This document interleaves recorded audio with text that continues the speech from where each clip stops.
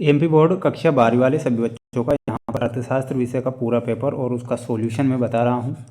अगर आप अच्छे नंबर लाना चाहते हैं फ्रेंड्स, इस पूरे के पूरे क्वेश्चन पेपर को ध्यान से देखना है और सभी बच्चों को याद जरूर करना है। अगर आपने यहाँ से प्रश्न मिस किए हैं तो ये आप सबसे बड़ी गलती करेंगे, इसलिए एक भी क्वेश्चन को आपको मिस नहीं करना है। ये पूरा का पूरा पेपर मैं आपको बताऊंगा जो कि 101% आपकी परीक्षा में पूछा जाएगा। प्रश्न यहाँ पर आप देख सकते हैं आपकी स्क्रीन के सामने। सबसे पहले मैं आपको बहुविकल्पी वाले प्रश्न बता रहा हूँ जिन्हें आपको याद कर लेना है।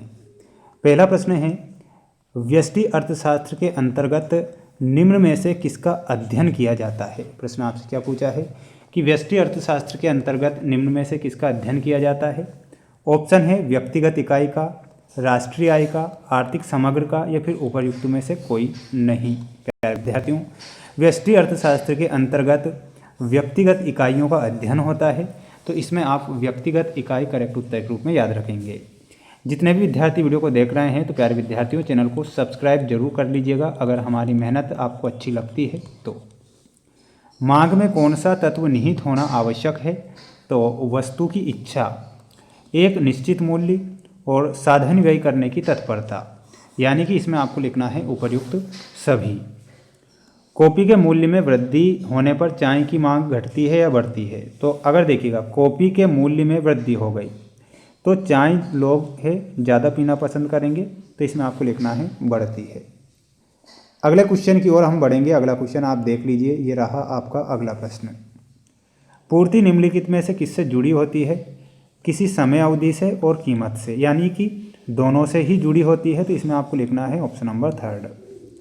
किस बाजार में वस्तु विभेद पाया जाता है, तो प्यारे बच्चों इसमें आपको लिखना है एकाधिकार में जो होता है, एकाधिकार बाजार में वस्तु विभेद पाया जाता है, तो इसमें आप एकाधिकार करेक्ट उत्तर के रूप में ध्यान रखेंगे। माय डियर फ्रेंड्स, पूरा पेपर ध्यान से पढ़ लेना है, अच्छे से आपको ही याद करना है ताकि आप अपनी परीक्षा में अच्छे नंबर प्राप्त कर सकें।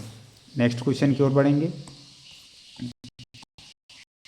नेक्स्ट क्वेश्चन ये रहा आपकी स्क्रीन के सामने। कमेंट बॉक्स में जय श्री राम का मैसेज आप जरूर करें। पूर्ण प्रतियोगिता में विक्रेता वस्तुएं बेचता है, तो पूर्ण प्रतियोगिता में जो विक्रेता होता है वो समरूप वस्तुएं बेचेगा, तो इसमें आपको क्या लिखना है समरूप। राष्ट्रीय आय में दोहरी गणना से बचने के लिए केवल वस्तुओं को शामिल किया जाता है, तो इसमें आपको लिखना है केवल अंतिम वस्तुओं को शामिल इसमें किया जाता है, तो इसमें आपको लिखना है अंतिम। प्रभावपूर्ण मांग का विचार किसने प्रस्तुत किया था, तो इसमें आपको लिखना है प्रोफेसर किन्स ने। किसने किया था, प्रोफेसर किन्स। किन्स ने रोजगार संतुलन का विचार प्रस्तुत किया था, तो इसमें आपको लिखना है न्यून रोजगार। ठीक है, न्यून रोजगार। प्रतिष्ठित दृष्टिकोण के अनुसार की कटौती बेरोजगारी को समाप्त कर सकती है, तो इसमें आपको लिखना है मजदूरी को समाप्त। मजदूरी की कटौती बेरोजगारी को समाप्त कर सकती है, तो ये आपके रिक्त स्थान कंप्लीट हो चुके हैं। पेपर का PDF पेपर मिलेगा, ऐप की लिंक डिस्क्रिप्शन में दे रखी है। अगर आप पढ़ना चाहते हैं तो सभी बच्चों को पेपर के PDF ऐप पर उपलब्ध हैं। मुद्रा वह दूरी है जिस पर अर्थ विज्ञान चक्कर लगाता है, तो प्यारे विद्यार्थियों ये आपको सत्य के रूप में लिखना है, सत्य होगा। मुद्रा विनिमय का माध्यम होती है, तो ये भी आपका क्या हो जाएगा, सत्य हो जाएगा। केंद्रीय बैंक देश का सर्वोच्च बैंक है, तो इसमें भी आप सत्य के रूप में लिखेंगे। स्टेट बैंक ऑफ इंडिया बैंकों का बैंक कहलाता है, इसमें आपको लिखना है असत्य। व्यापार शेष में व्यापार की केवल दृश्य मदों को सम्मिलित किया जा सकता है, तो बिल्कुल ये आपका सत्य हो जाएगा, तो सत्य आप लिखेंगे। स्क्रीनशॉट ले लेना है सभी स्टूडेंट्स को और अच्छे से पढ़ लेना है। ठीक है, नेक्स्ट क्वेश्चन की ओर अब हम बढ़ेंगे। ये रहा आपका नेक्स्ट क्वेश्चन जिसमें रिक्त स्थान में बताने जा रहा हूँ। भुगतान संतुलन। भुगतान संतुलन में हो जाएगा आपका दृश्य मदें व अदृश्य मदें। स्थिर विनिमय दर का निर्धारण, तो इसमें आपको लिखना है सरकार के द्वारा ये किया जाता है। प्रत्यक्ष कर जो होता है आयकर होता है और अप्रत्यक्ष कर जो होता है विक्रय कर होता है। वित्तीय वर्ष जो होता है 1 अप्रैल से 31 मार्च तक चलता है वित्तीय वर्ष। ये आप समस्त विद्यार्थी स्क्रीनशॉट लेकर अच्छे से पढ़ाई करेंगे। अगला प्रश्न देख लो, ये 5वां क्वेश्चन है आपका जिसमें आपको क्या दिए जाएंगे, एक वाक्य में उत्तर दीजिए।